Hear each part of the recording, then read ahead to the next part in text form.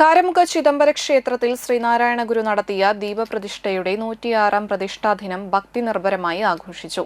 ഗണപതി ഹോമം, വിശേഷാൽ പൂജകൾ, കലശാഭിഷേകം, വിശേഷാൽ ശാന്തി ഹോമം, ഗുരുദേവ കീർത്തനാലാപനം, തുടർന്ന് ആമരിപ്പാടം ശ്രീ ഗുരുനാരായണാശ്രമം മഠാധിപതി ബ്രഹ്മസ്വരൂപാനന്ദ സ്വാമിയുടെ ധർമ്മപ്രഭാഷണം, ജപം, ധ്യാനം, മഹാഗുരുപൂജ, വിശേഷാൽ പ്രസാദവൂട്ട് എന്നിവ നടത്തി.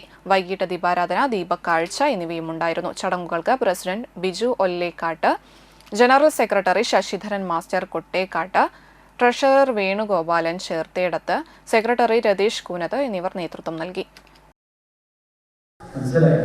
ഇത് പാഴ്വാക്കായി കേട്ട് ഇവിടുന്ന് ഇറങ്ങിപ്പോകുമ്പോഴത്തേക്ക് ഇതുമായിട്ടൊരു ബന്ധമില്ലാണ്ട് പോകരുത്.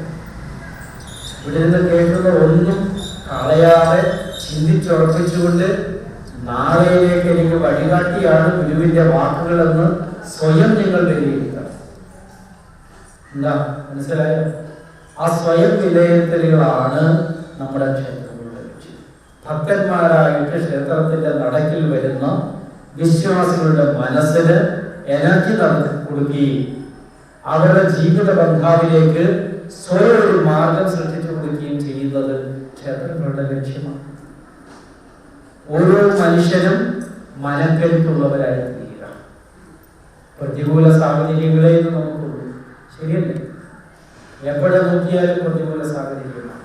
സമൂഹമായിക്കോട്ടെ, വ്യക്തികളായിക്കോട്ടെ, പരസ്പര ബന്ധങ്ങളും സ്നേഹങ്ങളും മറ്റുപോയ ഈ കാലഘട്ടത്തിൽ അത് നശിപ്പിക്കാതെ നിലനിർത്താനുള്ള ബുദ്ധിയും കഴിവും നമുക്ക് തരുന്നത് എനർജറ്റിക്കായിട്ട് വിചേതനത്തിലുള്ള മഹാപുരുഷന്മാരുടെ വചനങ്ങളാണ്, കൃതികളാണ്. ആ വാക്കുകൾ അത്രയും നമ്മൾ ഓരോരുത്തരും ഉൾക്കൊണ്ടുകൊണ്ട് ജീവിക്കുകയാണെങ്കിൽ